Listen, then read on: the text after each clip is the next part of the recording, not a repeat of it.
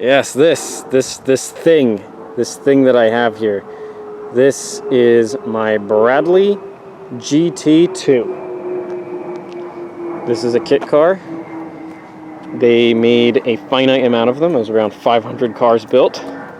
This is one of those 500. There's probably, if I had to guess, about 150, maybe 200 of them still on the road. These cars are very unique. They're very special. They're not too much money, but they are very cool, and they do have quite a bit of a following. Now, a couple interesting things about the car. It is rear engine. It's powered by a VW Bug motor. It's on a 1969 Volkswagen Beetle chassis. The headlights open and close manually. There's actually a lever inside that opens and shuts those. Fuel fill up. Gas tank sits right up here at the front. We can get this panel open here. Yep, there we go. There's your fuel fill up right there. Sending it in there and cap and all that good stuff. The car is roadworthy, sort of. It needs tires, bad. Brakes are a little questionable. A lot of very questionable things. I don't know if this is the original paint. It looks like it might have been resprayed once. It's a very unique and very cool color. With the white stripes, the car has, amongst me and my friends, we've decided to name the car Coke Line. She looks just like a dollar bill. She's got two white stripes going over it. We'll open up magnificent gold wing doors. Yes, not too pretty in there. Remind you, this car was built in the early 70s, so she's got some road time in her. Back seats removed. I don't think Bradley's had back seats. That was a pulled out when they did the conversion, because this was, like I said, originally a 69 Bug. Radio, that kind of works occasionally. Center panel gauges.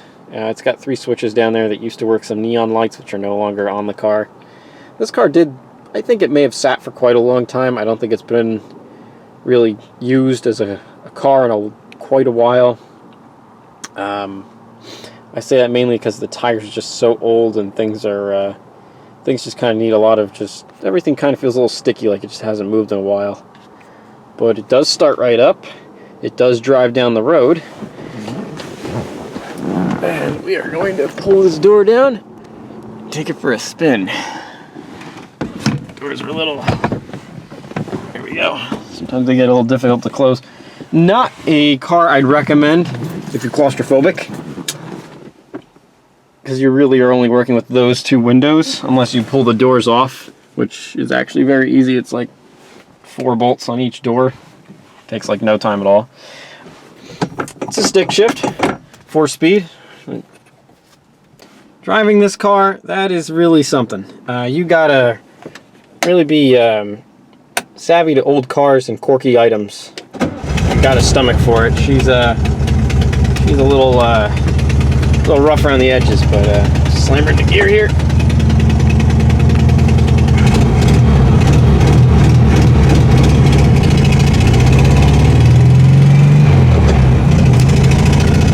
There we go. We get her up into 3rd. There we go. My camera hand back. Now, usually these cars are a lot quieter. They sound much nicer. This one's got a pretty bad exhaust leak. I think the pipe's got some rot. But overall, it's in much better shape than most of them. Usually these things aren't even in running driving condition. So, you know, it's kind of a miracle that I've got one of these in driving shape. Although I don't know if I'd go too far with it. Actually runs pretty good too. A couple of the gauges work. We got amperage and we got a speedometer, and the mileage still works. And according to the mileage, the car has, assuming that's accurate, 101,735 miles.